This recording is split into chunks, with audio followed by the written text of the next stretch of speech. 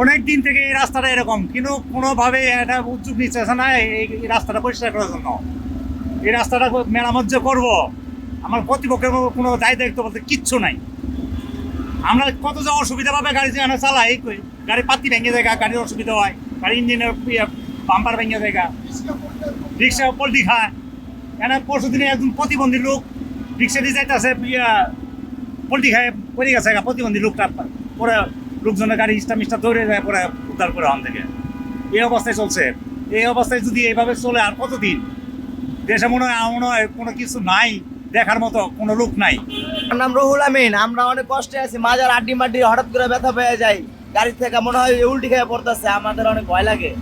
কিন্তু আমরা এই রাস্তা দিয়ে ঢোকার লেগে নারাজ, তারপর ঢুকতে হয়। আমরা আসি, সার্জেন্ট সাহেব আছে তো এখানে, সমস্যা হইতেছে, আমরা চলে যাই। আসি, আসসালামু আলাইকুম। একটা কথা বলি, আপনি তো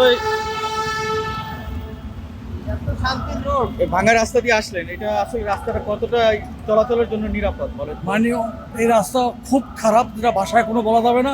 মানুষের শরীর এবং যানমালের নিরাপত্তা নেই এই রাস্তায়।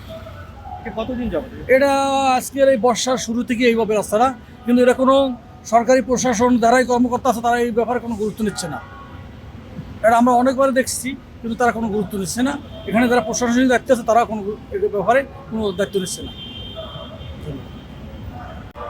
আমি এখানে রাস্তা দিয়ে রিক্সাটা নিয়ে আসার সময় রাস্তার যে বাংলাদেশের এতটাই যে দুর্ভিক্ষ অবস্থা ছিল, রাস্তার খুবই কন্ডিশন খুব খারাপ ছিল। আমি রিক্সাটা আসার সময় আগে যাত্রী ছিল না, আমার গাড়িটা উল্টে পড়ে যায় খাদে।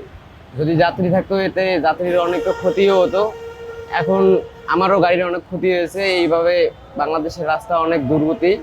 আশা করি যে আগামীতে বাংলাদেশের রাস্তাগুলো আরও সুন্দর হবে, সরকার যেন এটা মাথায় রাখে, তাহলে আর সাধারণ জনগণের ক্ষতি হবে না। উত্তরা এলাকার মধ্যে সবচেয়ে বেশি খারাপ তো আব্দুল্লাহপুর এলাকা। জি জি, আব্দুল্লাহপুরের রাস্তাটা সবচেয়ে বেশি খারাপ, তাই না? হ্যাঁ জি, আব্দুল্লাহপুরের রাস্তাটা বেশি খারাপ। এই দিক থেকে আপনার ওই দিকের রাস্তাগুলো একটু মোটামুটি ভালো চলে, কিন্তু আব্দুল্লাহপুর থেকে আপনার এই টঙ্গী এই রাস্তাটা খুবই খারাপ। যাতে চলাচল গাড়ি ঘোড়া চলাচলের খুবই সমস্যা হচ্ছে, সাধারণ জনগণের খুব ভোগান্তি হচ্ছে। এতে অনেক সমস্যা দেখা যাচ্ছে। রাস্তা কেন গাড়ি কিভাবে যাবে? দেখেন রাস্তার অবস্থা কি।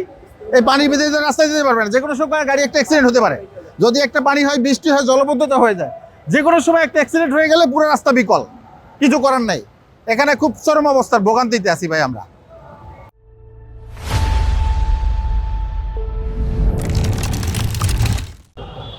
আমি ট্রাফিক ইন্সপেক্টর ইউনুস, আব্দুল্লাহপুরে আছি, ট্রাফিক উত্তরা বিভাগের মধ্যে।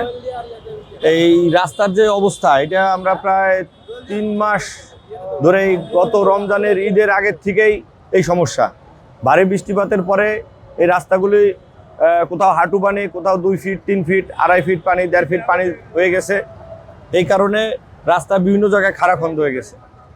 আমরা যতদূর জানছি বিভিন্ন মাধ্যম থেকে, এই রাস্তাটা রোডস অ্যান্ড হাইওয়ে না, বর্তমানে বিআরটি প্রকল্পের আওতাধীনে আছে।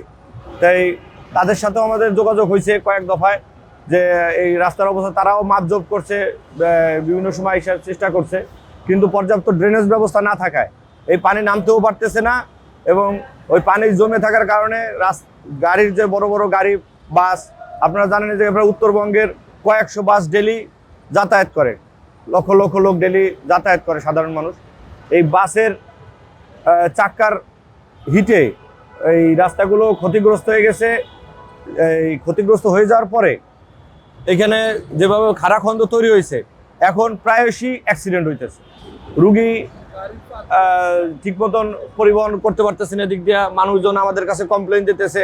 তারা অনেক সময় ভাবে যে এটা ট্রাফিকের দোষ, ট্রাফিকের লোক রাস্তায় থাকে, তারা কাজ করে না। কিন্তু বাস্তবতা হলো, আপনারা দেখতে পারতেছেন এই যে প্রাইভেট কারটা এদের ডুবে গেছে এই অবস্থা। ওই পাশের রাস্তার অবস্থা আরও খারাপ, প্রায় 1.5-2 ফিট গর্ত। এখানে চলাচলের রাস্তা এই একটা, ওই পাশে যে রাস্তা আছে ওইটাও সেম কন্ডিশন, মানে পরিবহন চালানোর মতন রাস্তায় এখন অবস্থা নাই। আমরা বিআরটির লোকের সাথে কথা বলছি, আমাদের ট্রাফিক পুলিশ কমিশনার উত্তরা স্যারও কয়েক দফায় কথা বলছে, ওনারাও আসছে, ভিজিট করছে। কিন্তু রাস্তার যে পরিপূর্ণ কাজ, সংস্কার কাজ, এত কিছু সংস্কার হইতেছে, এই যে রাস্তার যে সংস্কারটা, এটা এখনো আমরা ওরকম পাইতেছি না। পাইলে হয়তো আমরা এলাকার লোকজন করে আরো বেটার সার্ভিস দিতে পারবো। আচ্ছা, আপনার এই যে প্রজেক্টের কাজটা চলতেছে, এই প্রজেক্টের মাধ্যমে কাজের কারণে কিন্তু এই রাস্তার এই ক্ষতিটা, তো প্রজেক্টের লোকদেরকে আপনারা জানাইছেন? হ্যাঁ, আমরা জানাইছি, আমরা আমাদের তরফ থেকে জানাইছি, আমাদের সিনিয়র স্যাররাও জানাইছে, আমাদের এডিশনাল কমিশনার স্যারও কথা বলছে। এটা বিবিএ বাংলাদেশ ব্রিজ অথরিটির কর্তৃপক্ষের যে একজন আছে তার সাথেও কথা হয়েছে। তারা আইসা কিছু হালকা রাবিশ, ইটের গুঁড়া এগুলি দিয়ে কোনো রকম চেষ্টা করছি করার জন্য, কিন্তু ওটি বৃষ্টির পানির পড়লেও 2 দিনের মধ্যে আবার নষ্ট হয়ে যায়। তার ফলে এই রাস্তায় ভাঙ্গাচোরা এই অবস্থায় রয়ে গেছে। এটার পুরোপুরি সংস্কার করতে যে অ্যাসফল্ট করা লাগবে, রাস্তাতে পিচ ঢালাই, এইটা এখনো কেউ করতেছেন। এটা না করার দরুনই এই জ্যাম হইতেছে। আর যে আজকে তো শুক্রবার, গাড়ির চাপ কম, কিন্তু আপনার রবিবার দিন থেকে অফিস আওয়ারে যে জনভোগান্তি হয় এখানে, আসলে এটা দুর্বিষহ। আমাদেরও কষ্ট হয়ে যায়, সাধারণ মানুষের ভোগান্তি হয়, আমরাও দেখি।